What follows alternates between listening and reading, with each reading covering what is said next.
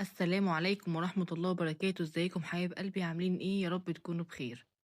يلا يا حلوين، يا متكتكين في الجو الساقع ده نعمل شوية كشري مصري.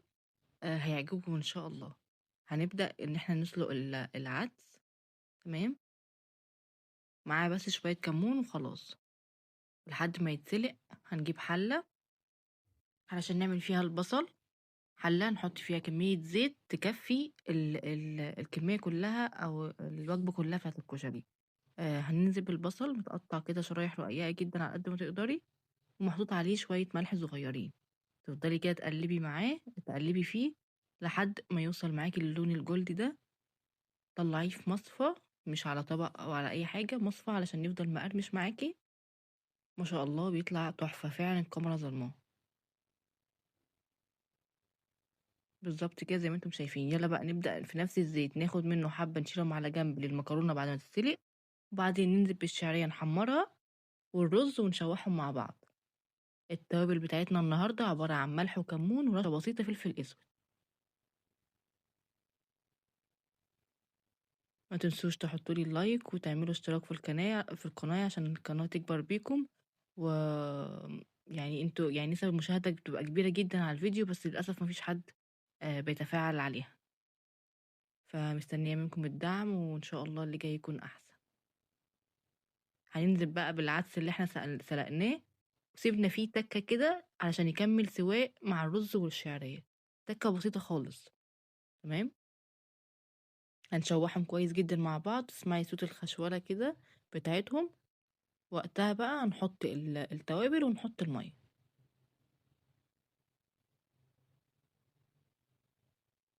نديهم تقليبة. زي ما قلت لكم التوابل معايا عبارة عن ملح وكمون ورشة بسيطة فلفل اسود.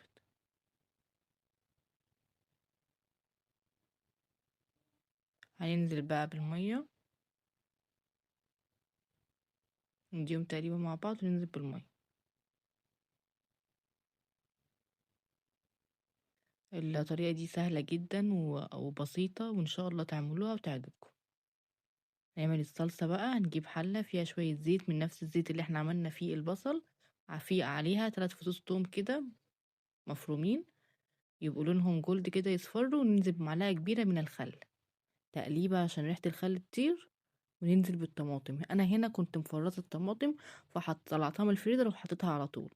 انتي ممكن بقى تضربي طماطم وتصفيها وتحطيها على الثوم والخل، يتسبكوا عليهم التوابل. ملح وبابريكا وفلفل اسود وشوية كمون وحاجة بسيطة خالص سكر، دي بتعادل حموضة الطماطم. هنا ما شاء الله الرز خلص، مفلفل وطالع تحفة. ان شاء الله امشي بالخطوات هتاكلي احلى كشري هتدوقيه ان شاء الله. هنا بقى سلقنا المكرونة كانت اسباجيتي وخواتم او اي نوع، مقصوصة اي نوع انتي بتحبيه في المكرونة يعني. ونزلنا بالزيت بتاع البصل اللي احنا كنا شايلينه. ممكن كمان ترشي رشة فلفل اسود على المكرونة. بس كده يلا نقدم مع بعض. ادي الصلصة وادي البصل. ما شاء الله زي ما انتم شايفين الرز اهو. مش الرز بقى، الكشري. هننزل بالكشري، بعد كده المكرونة، وبعد كده البصل، واخر حاجة الصلصة او الصلصة، واخر حاجة البصل. اعذروني النهاردة انا يعني تعبانة شوية فصوتي مجهد.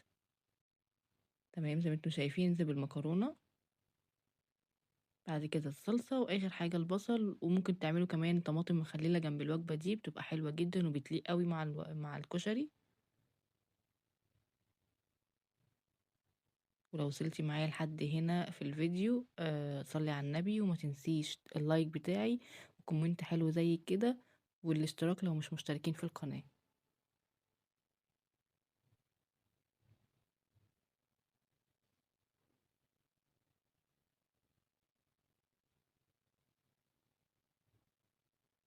بس كده خلاص زي ما انتم شايفين، سريع وسهل وبسيط ويعني أكلة كده تغيير شوية عن المعتاد في يومنا يعني. إن